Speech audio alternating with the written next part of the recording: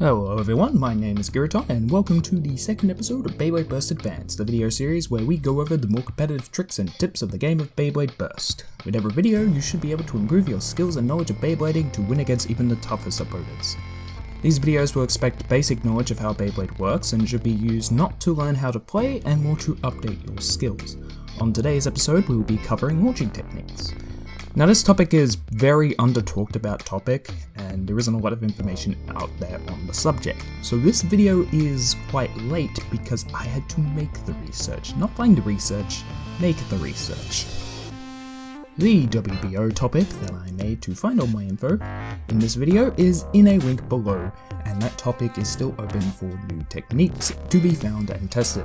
If you have any techniques you think are worth adding to the list, go to that topic or comment below and help expand this knowledge. Should we find enough new techniques that are competitively relevant to make a new video, a part 2 will be made. Anyway, without further ado, let's go over some terminology I will be going over today.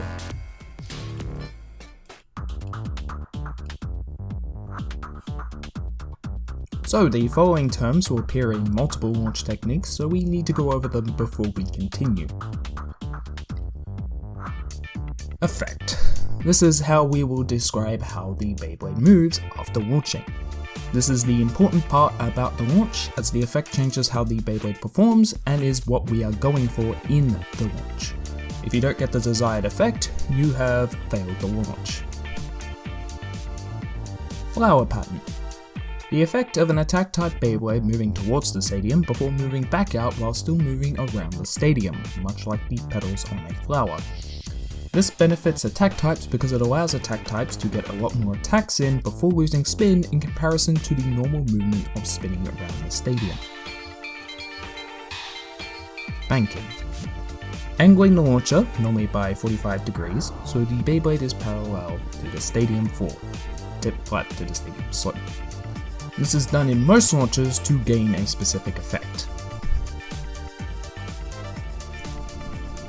Catapulting. Moving the launcher away from the ripcord while pulling the ripcord during the launch. This often improves the power on a launch and can give specific effects. Be careful when doing this though to avoid hitting your opponent's hands, launchers, or Beyblades with your launcher, or flinging it out of the stadium. I tend to curve the launcher upwards while attempting to pull it back after doing any catapult launch to avoid opponents, but this can be tricky. Hard and soft launching. This refers to how much power you put into the launch.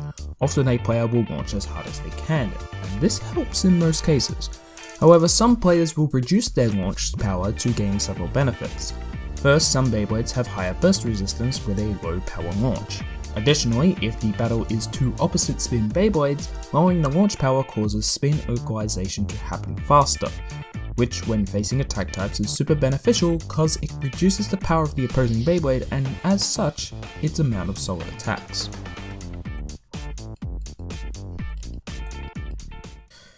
Before we can get into the techniques though, I must stress the selection process for launch techniques. The launch must provide some sort of benefit over existing launch styles. The effect should provide some sort of strategic benefit, and the launch had to be tested beforehand for consistency in the effect. All launches are for Takara Tomy standard burst stadiums, and while will work for other WBO regulation stadiums in other formats such as Metal Fight, it will not work for the vast majority of Hasbro stadiums. Most Hasbro stadiums don't have heavy slopes in their stadiums or even perfectly circular main fight areas, so it's difficult to recreate the effects in them. If they work in your Hasbro stadium, congrats, but otherwise don't expect them to. Anyway, on to the techniques.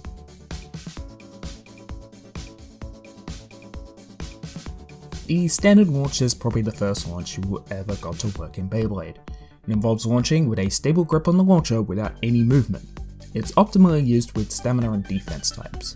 It creates an effect of spinning to the center of the stadium when used with defense or stamina, but when used with attack types or high movement tips/drivers, the Beyblade spins around the stadium. It's not recommended for use with attack types at all, with the exception of stationary attack types.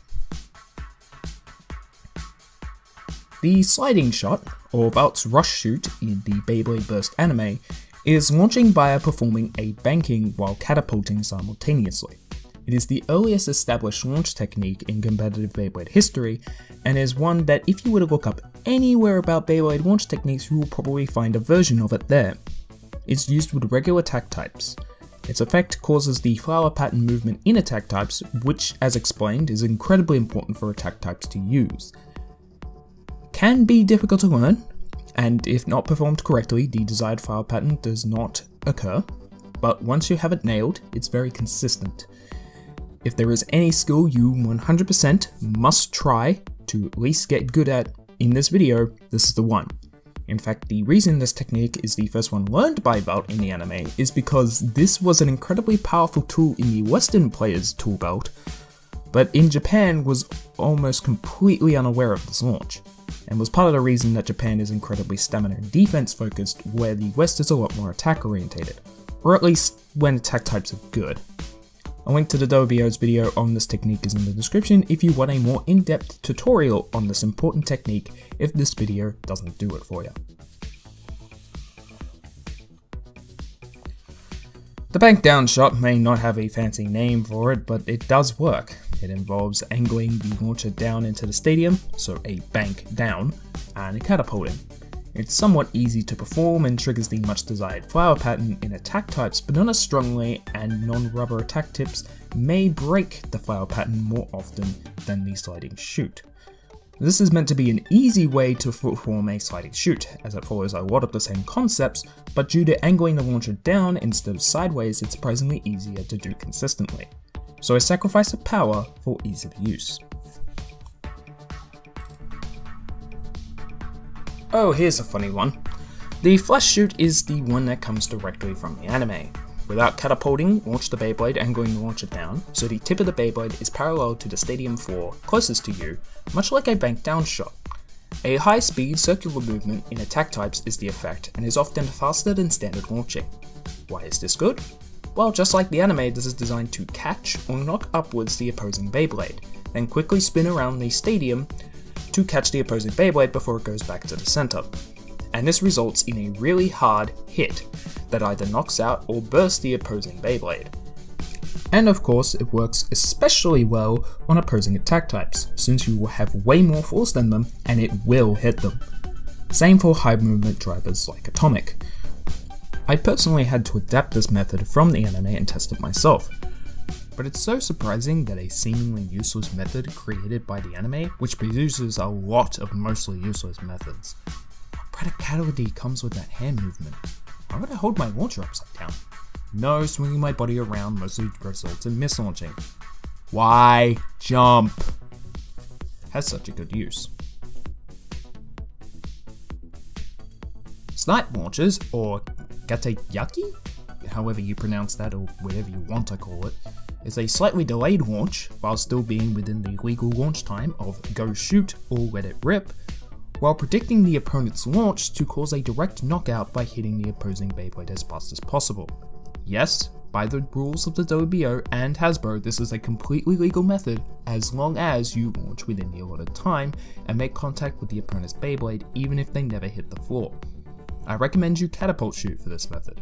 This is extremely difficult to perform and risky due to self KOs, but it can be used by all types, and that alone can make it worth the risk when you are losing a match you seemingly can't win. A similar effect can be gained by launching higher than your opponent with a standard launch, but do make sure you aren't hitting your opponent's hand by doing so and that it ain't too high. You don't want to bounce right out of the stadium. It's a fast and effective method that makes up for bad matchups. By the way, the CATAPULTIng's whatever name's origin is currently unknown, so I much prefer to use snipe launching as its name. If you know the origin, please comment below or in the topic in the description relating to the search of the origin. And that's all our techniques for this episode. If you have any questions or new techniques you think can join these, comment below.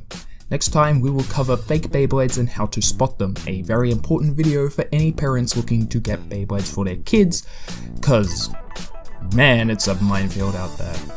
If you want to see that or any future videos in this series, subscribe to us, hit the bell icon to get notifications, and follow our Facebook page, Beyblade Tournaments Australia, for future content like this and news about Beyblade events all over Australia.